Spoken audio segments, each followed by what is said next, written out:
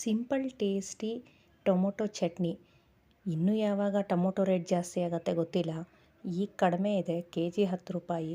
ಮಾಡಿಟ್ಕೊಂಡ್ಬಿಟ್ರೆ ಆರಾಮಾಗಿ 5ರಿಂದ 6 ತಿಂಗಳು store ಮಾಡಿಟ್ಕೊಬೋದು. ನಿಮಗಿದು ಹಳಸೋದಿಲ್ಲ, fungus ಬರೋದಿಲ್ಲ. ಕ್ವಿಕ್ಕಾಗಿ ಹೇಳ್ಕೊಡ್ತೀನಿ. ಬಾಣಲಿಗೆ ಒಂದು ಎಣ್ಣೆ ಹಾಕ್ಕೊಳ್ಳಿ. ಎಣ್ಣೆ ಸ್ವಲ್ಪ ಜಾಸ್ತಿನೇ ಬೇಕಾಗುತ್ತೆ, ಯಾಕಂದರೆ ಚಟ್ನಿ ಕೆಡದೇ ಇರೋದಕ್ಕೆ ಸ್ವಲ್ಪ ಎಣ್ಣೆ ಜಾಸ್ತಿ ಇರಬೇಕು.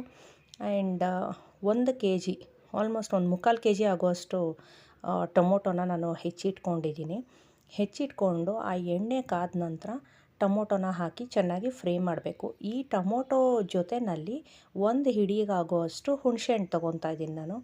ಆ ಹುಣಸೆಹಣ್ಣನ್ನ ಟೊಮೊಟೊ ಜೊತೆಯಲ್ಲಿ ಹಾಕಿ ಟೊಮೊಟೊ ಚೆನ್ನಾಗಿ ಮೆತು ಆಗೋವರೆಗೂ, ಟೊಮೊಟೊದು ಹಸಿ ವಾಸನೆ ಹೋಗೋವರೆಗೂ ಚೆನ್ನಾಗಿ ಫ್ರೈ ಮಾಡಬೇಕು. ಮುಚ್ಚಿಟ್ಬಿಡ್ತೀನಿ ಲಿಡ್ನ, ಸೊ ದಟ್ ಅದು ಚೆನ್ನಾಗಿ ಬೇಯ್ಕೊಳ್ಳಿ. ಇನ್ನೊಂದು ಕಡೆ ಒಂದು ಸ್ವಲ್ಪ ಮೆಂತ್ಯ, ಒಂದು ಸ್ವಲ್ಪ ಸಾಸಿವೆ ಎರಡನ್ನೂ ಹುರಿದಿಟ್ಕೊತೀನಿ. ವೆರಿ ಲೋ ಫ್ಲೇಮ್ನಲ್ಲಿ ಹಾಕ್ಕೊಂಡು ಹುರ್ಕೊಳ್ಳಿ, ಇಲ್ಲಾಂದರೆ ಸೀದೋಗುತ್ತೆ. ಸೊ ಇದು ಆರಿದ ನಂತರ ಒಂದು ಮಿಕ್ಸಿ ಜಾರ್ನಲ್ಲಿ ಹಾಕಿ ರುಬ್ಬಿಟ್ಕೊಳ್ಳಿ. ಈಗ ಫೈನ್ ಪೇಸ್ಟ್ ಆಗಿದೆ, ಅಂದರೆ ಪೌಡರ್ ಆಗಿದೆ. ಅದನ್ನು ಒಂದು ಸೈಡ್ಗೆ ಇಟ್ಕೊಂಬಿಡೋಣ. ಈಗ ನಮ್ಗೆ ಏನು ಬೇಯಿಸಿ ಇಟ್ಕೊಂಡಿದ್ವಿ ಆ ಹುಣಸೆಹಣ್ಣು ಮತ್ತು ಟೊಮೊಟೊನ, ಅದು ಮೆತ್ತಗಾಗಿದೆ. ಅದನ್ನು ಆರಿದ ನಂತರ ನಾನು ಜಾರಿಗೆ ಹಾಕ್ಕೊಂಡು ಚೆನ್ನಾಗಿ ತುಂಬ ಸಣ್ಣಗೆ ರುಬ್ಕೊಂಡಿದ್ದೀನಿ, ನುಣ್ಣಗೆ. ಅದಕ್ಕೆ ನಾವಿವಾಗ ಖಾರಕ್ಕೆ ತಕ್ಕಷ್ಟು ಚಿಲ್ಲಿ ಪೌಡರು ಮತ್ತು ಸ್ವಲ್ಪ ಅರಿಶಿನ ಪೌಡರು ಮತ್ತು ಉಪ್ಪು ರುಚಿಗೆ ತಕ್ಕಷ್ಟು, ಇದನ್ನು ಮೂರನ್ನೂ ಹಾಕ್ಕೊಂಡು ಚೆನ್ನಾಗಿ ಮಿಕ್ಸ್ ಮಾಡ್ಕೊಬೇಕು. ಈಗ ಒಂದು ಬಾಣಲಿ ಇಟ್ಕೊಳ್ಳೋಣ. ಅದಕ್ಕೊಂದು ಸ್ವಲ್ಪ ಸಾಸಿವೆ, ಕರ್ಬೇವಿನ ಸೊಪ್ಪು, ಆಮೇಲೆ ಜಜ್ಜಿಟ್ಕೊಂಡಿರೋದು ಒಂದು ದೊಡ್ಡ ಮುಷ್ಟಿಯಷ್ಟು ಬೆಳ್ಳುಳ್ಳಿ ಹಾಕಿಟ್ಕೊಂಡಿದ್ದೀನಿ. ಅದ್ರ ಜೊತೆಯಲ್ಲಿ ಕೆಂಪು ಮೆಣಸಿನ್ಕಾಯಿ ಹಾಕ್ಕೊಂಡು ಚೆನ್ನಾಗಿ ಫ್ರೈ ಮಾಡ್ಕೊತೀನಿ.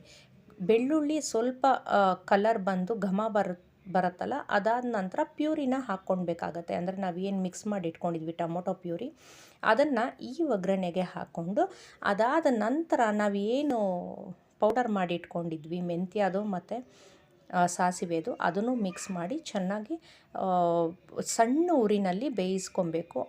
ಎಷ್ಟೊತ್ತು ಬೇಯಿಸ್ಕೊಬೇಕು ಅಂತ ಅಂದರೆ, ನಿಮ್ಗೆ ಅಲ್ಲಿ ಕಾಣಿಸ್ತಾ ಇದೆ ಸುತ್ತ ಎಣ್ಣೆ ಬಿಡ್ತಾ ಇದೆ ಅಲ್ಲ, ಸೊ ಅಷ್ಟುವರೆಗೂ ಸಣ್ಣ ಉರಿನಲ್ಲೇ ಬೇಯಿಸ್ಬೇಕು. ಜಾಸ್ತಿ ದೊಡ್ಡ ಉರಿ ಇಟ್ಟರೆ ನಿಮಗೆ ಪೇಸ್ಟು ಸೀದೋಗ್ಬಿಡತ್ತೆ, ಅದು ನಮ್ಗೆ ಬೇಕಾಗಿರೋ ಅಂಥದ್ದು ಸೀದೋಗ್ಬಿಡತ್ತೆ. ಆ್ಯಂಡ್ ಈಗ ನೋಡಿ ಫುಲ್ ಆಲ್ಮೋಸ್ಟ್ ನಿಮಗೆ ಕಲರ್ ಕೂಡ ಚೇಂಜ್ ಆಗುತ್ತೆ. ಸ್ಟಾರ್ಟಿಂಗಲ್ಲಿ ಇರೋ ಕಲರು, ಎಂಡಲ್ಲಿರೋ ಕಲರು ತುಂಬ ಡಿಫ್ರೆನ್ಸ್ ಇರುತ್ತೆ.